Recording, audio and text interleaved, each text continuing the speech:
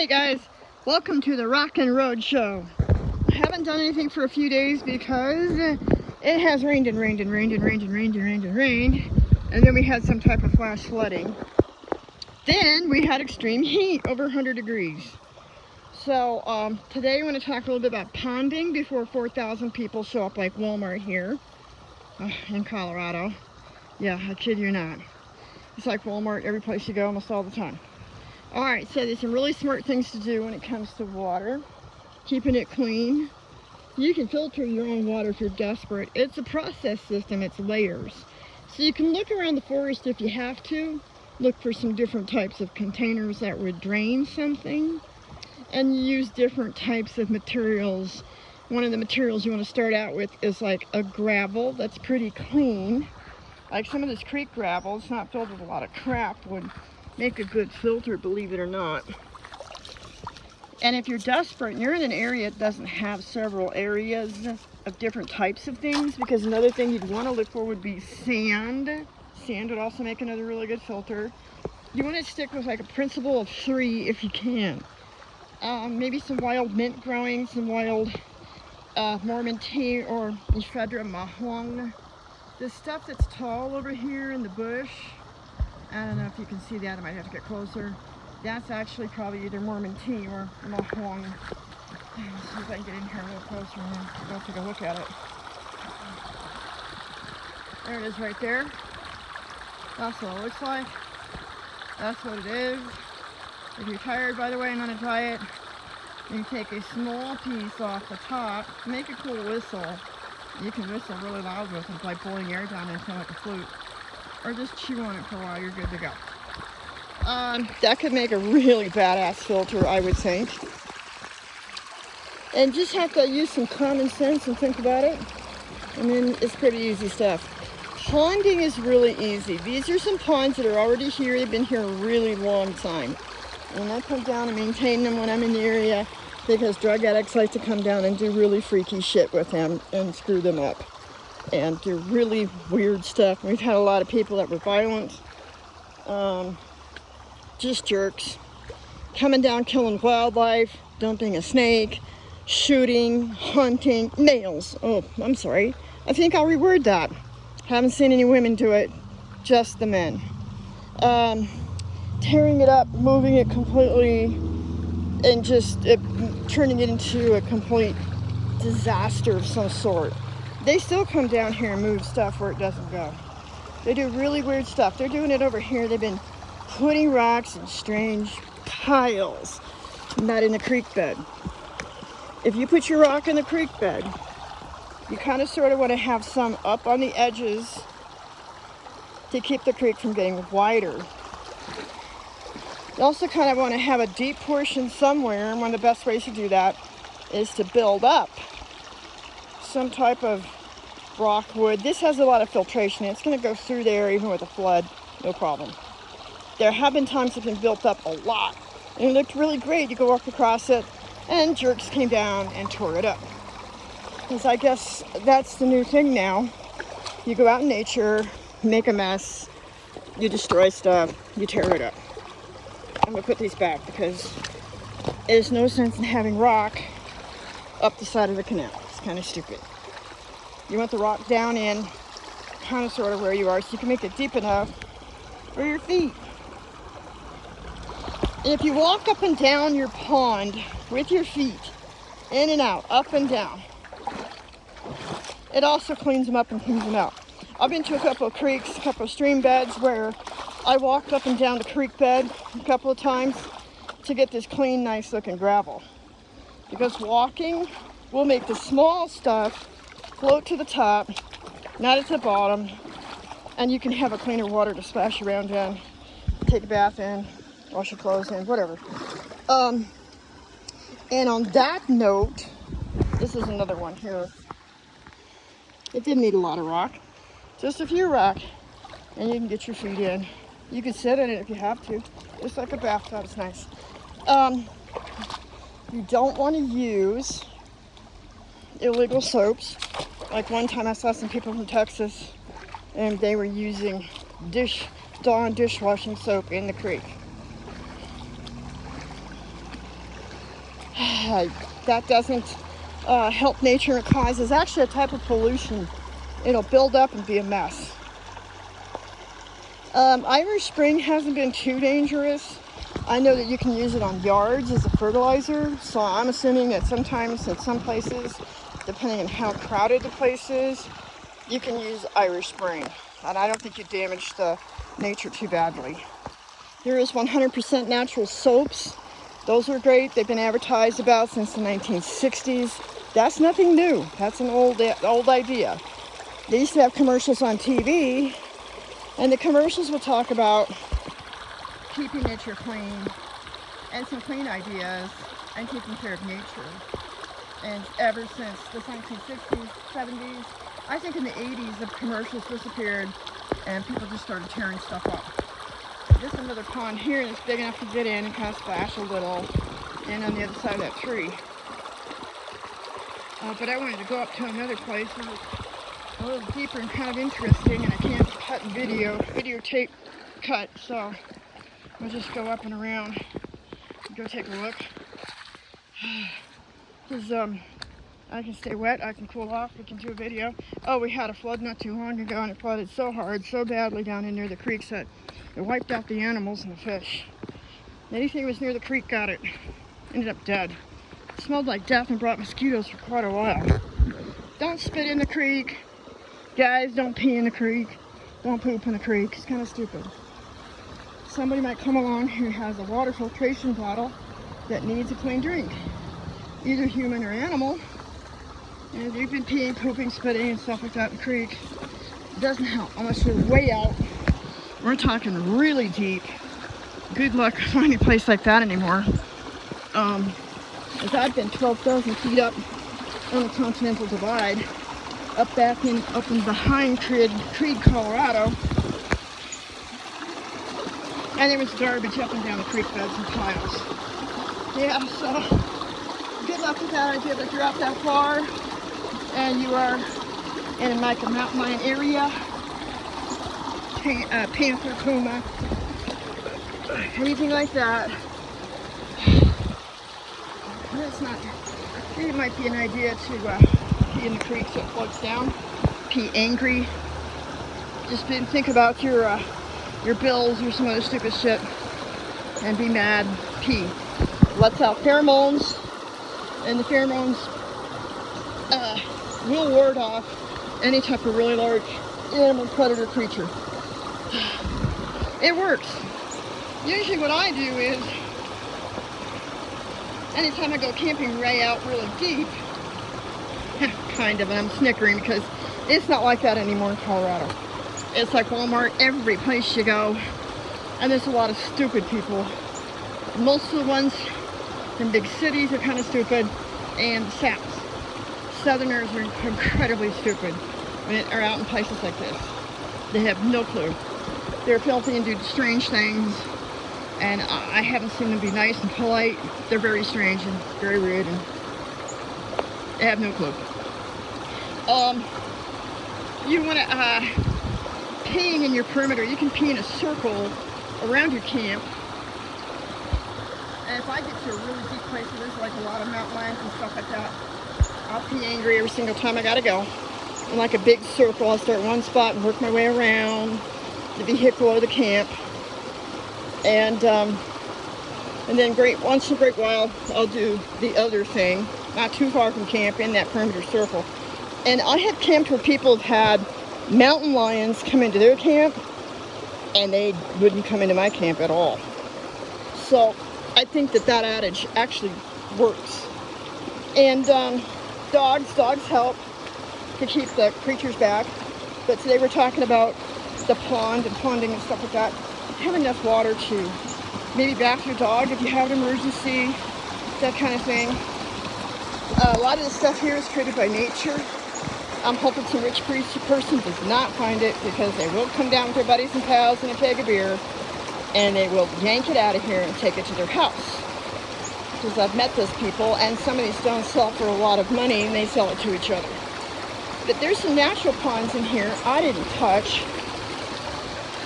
Some of these I kind of made my way through the years, made them so I could get in. just a little bit. And some of them I didn't. Some of them I put like just a couple of little stones up so that I could slow the water just a little bit around the edges. And you could get in deep enough to sit down like a little hot tub. You're going to start out with stone, always. Build a stone base, and then if you can, depending on the water, put wood on top. You don't always want to do wood. I'll tell you why. That's what causes flash flooding. Flash flooding is where stuff is built up so big and huge, like here. That's nature there. That it blocks up the stream. The water backs up behind it like a great big dam, and it gets really high. And eventually, because the water gets so high, it will come over the top or bust through. Then you're going to have a flash flood because of debris. In some parts and stuff, they clean the garbage in Colorado out. Yeah, this is new Colorado. You see this everywhere, even in really deep places. Like I said, 12,000 feet up on the Continental Divide a few years ago, before CV19, before the spray painters, before kids were four-wheeling in creek beds.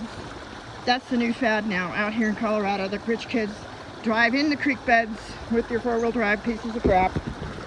And this, I guess, is supposed to be the mark of a man. This is a big man. This is a manly thing. And they think that's awesome and that makes you a man, tearing up all of nature and ruining it for everybody else, because as soon as rangers and the government finds out, they just block it off so you can't go down there anymore at all, period whatsoever. It's been like that for a long time. So, at least big rich boys with extra time and no job, they've been riding and driving inside creek beds in Colorado now. It wipes out the wildlife, it wipes out the archaeology, it wipes out the mining, it wipes out your chances of having some good clean water for whatever it is you're going to do with it. I'm being silent here for a second because there's some strange guy with a backpack just wandering down the road, and he decided to start staring at me, fully clothed. I'm standing in the creek bed with my cell phone, that he cannot start staring at my vehicle and me. Yeah, Colorado, 24/7. You are meat on a stick if you're a female. All right, so I guess that's good for another short video, huh? Yeah, because I always carry bear gel mace sticks, and I got one now with a color, so it's easy to identify your human predator male. So anyhow, ponding. This one here fell down. I never really touched it much. It looks like it needs a little cleaning so it doesn't back up, create a little flash flood. Looks like it could use a little maintenance. And then when I really looked at it one day, there's cut firewood in here. So somebody had tampered with this a really long time ago, because the bushes have grown up so much that you can't really get in and out of that section anymore. So it was so long ago that they tampered with it. Most of it's gone. But you got to be careful what you do, because rocks are kind of like physics and leverage. Watch what you do. Put them in the right spot. If you're going to do it, don't make it too high. Don't make it too bunched up with crap. This has happened in nature also. It probably needs to be cleaned up. Because there have been some people who have come down here already. And I don't know what the hell they were doing. I think they had an IQ of about 12. I think they were like mentally and emotionally about 12. They could drive a car though. And they rocked up some sections underneath the bridge here, so they've really begun to wipe it out. It's leaning, it's twisted, it's tilted. And it's about ready to come down and come out of there. And it knocked one of the pillars over. And I rocked up the pillar at the bottom, so it's not as bad. But they were putting rocks on the other side and putting the dam right there beside the bridge. Well, what did that do? That means underneath the bridge fill up with water. Kind of stupid. And it wiped it out. One good rainstorm. That's all it took. Alright, so hopefully I've talked about a couple things. I wouldn't make natural bridges across anything, except for maybe a couple of small stones like this. That's it. You don't need nothing big and fancy to tear things up, cause bigger issues, and kill everything down below. And I think that's it for our pond show today, because I don't think I forgot anything. You can make them really tiny. You know, I have gone camping and been in places way out, hardly any stream flow, and made a deep sink in an area, probably like 2 by 2 by feet, about as big as this. And we did some washing and cleaning, and that's about all you need. You don't need anything huge and fancy and get all your buddies and pals in there like it's a resort. Just some basic, simple stuff. And watch out for the plant life. All these plants here are freaking poisonous, and I've been in the hospital, almost died. Most of this here is poison ivy, poison oak, and poison sumac. It will give you a slight red rash. Even if you're allergic or not, it will. It'll give you a couple of little bumps there like mosquito bites. And they're not really mosquito bites because you'll be scratching and itching and wondering what's going on. And it's from the plants. Not a lot you can do about it unless you can sweat it out. Go hit a sauna somewhere. A blanket in your yard in the sun. Sweat it out as much as you can. I've literally almost died, so I'm giving you the best advice. The ER told me nothing. They didn't know what to do. Yeah. Both the ERs I went to. Yeah. They didn't know what to do.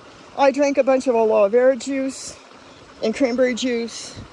I mean, we're talking like a quart in, a matter of hours. And just peed it out, and then went to a sauna at a gym and sweated it out. And this is probably why I'm still alive. And I still have some of the poison like trapped up in my skin. I'll still scratch and itch and break out in bumps from when that happened. That was like 2014. So there's not much you can do about these plants when they're in super bloom and they get the little berries and flowers on them. They're more active than when they're dead and dry. But don't be fooled, because when they're dead and dry, they're just as lethal. Because that's how I got sick. I cleaned out the driveway, the house, so we could get down to the creek. I was sick and tired of looking at the driveway for years, and we couldn't get down to the creek. So one day I commenced to fixing that situation and moved a lot of dead debris so we can make our trail, and ended up in the ER. I was horribly sick. Horribly sick. Like somebody poured gasoline down my internal organs and then lit a match. And there's more people coming down the trail again, staring at me with my cell phone. God only knows why. It's freaking Colorado for you. You can't have 5 minutes. And my head was like swollen almost 5 times its normal size, and it swelled my eyes shut and everything else. And I had it in my internal organs, because you can breathe it in when it's dead and dry. It'll just blow. So sometimes some of the signs are sneezing. Your pets will even sneeze. And itchy, scratchy. There's not really a lotion, a topical thing for it. And like I said, it becomes trapped in your skin, because the skin has 3 layers. It's an upper and lower epidermis, and has a white adiposed and a brown adiposed tissue, and then the stuff we see on the surface. And it gets down in there, and it just hides. Like it's like your natural sponge. It just hides in your sponge. So that's it for today. I'm being stared at by a bunch of weirdos behind me, acting like they're freaked out of their fucking mind, and I'm on a cell phone. Yeah, talking, doing a video. God forbid, I could be doing something really wild and crazy here. Maybe I'm selling drugs to the bushes. Shit. So, oh God, they're young people. They're the only ones freaked out about everything. All right, so that's it in a nutshell. Hope you got a good look at some interesting stuff. And I always kind of like this place because it's this canyon here was here, because I can tell by the fossils before approximately the time of the dinosaurs. It was here before the dinosaurs, because of the smashed fossils I've seen here in the area. And then there's been extremely ancient prehistoric archaeology here, and the archaeology happened like slightly after that time and before that time, because I've seen carved fossils turned into tools. And so there have been some before, during, and after. And this is where there's a stone skull eventually, if you got up here far, far, far, far enough. There's a stone skull in the bedrock that's anatomically correct. So these guys weren't staring and going nuts. I would show you some of the fossils that smashed in the rocks. And maybe we'll do that on another day, because I always see fossils, so I don't have a problem with that. Anyhow, I think that's about it. I try to talk to you about everything. This came from human. There's not even a pine tree near here, and people are throwing shit in the creek, because there's no way it'll flush down through that mess. And it didn't come from the flood we had a few days ago. So I think that's about it. And yeah, this is Colorado, every place you go. Yeah, just throw it on the ground. I don't even know why people wear them out here anyhow. They're not too bright, they're stupid. So I'm gonna go down, take a look at this one here. I think I got a chance here for 2 minutes. There was a very interesting fossil, and it's actually in more than one area. I know! I didn't bring the dog with me today because she wouldn't shut up and wouldn't listen last time. I don't know if you guys remember. I just spent most of my time screaming. Right here, and there's another stone up further on a cliff slide that also has a smashed bark, smashed piece of wood. Yep, smashed wood. It ain't nothing else. And stone. But I thought that was really interesting. And I've seen other fossils, and there was a really, really awesome ancient artifact here for a really long time. It was a carved piece of arrowhead chert in a stone, huge stone. And it was in the stone, arrowhead chert in the stone. And somebody came down here with their buddies and pals and took the whole entire stone. So when I told you there's been archaeology here from before the volcanoes, that was proof, but it's missing now. Someone had to take it home. They didn't ship it out of the rock, they took the whole thing. So have a good time, and hopefully have some more videos out here soon. I always think there's very interesting things.